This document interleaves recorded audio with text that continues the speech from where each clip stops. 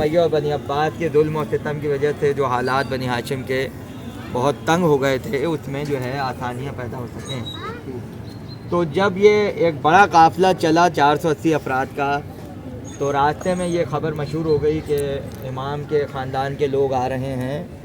اور اس طرح سے جو ہے وہ امام کی خدمت میں حاضر ہونا چاہتے ہیں۔ تو بادشاہ نے سازش کی اور اپنا لشکر بھیجا تاکہ سب کو جو ہے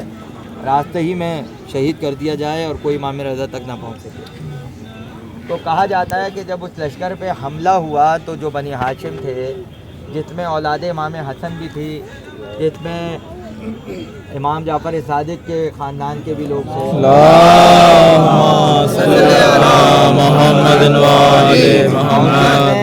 ساتویں امام کے بھی اولادیں یعنی امام رضا کے بھائی بھی تھے اور کچھ بہنیں بھی شامل تھیں۔ تو جب لشکر پہ حملہ ہوا تو یہ لوگ جو ہے وہ پھیل گئے، اس میں کچھ کی شہادتیں ہو گئیں اور ان کے روضے ایران میں مختلف شہروں میں موجود ہیں، اور بہت سے ایسے تھے جو جان بچانے کے لیے ایران کے مختلف علاقوں میں پھیل گئے۔ یہ جو میں آپ کو معلومات دے رہا ہوں، یہ حرم میں جو یہاں پر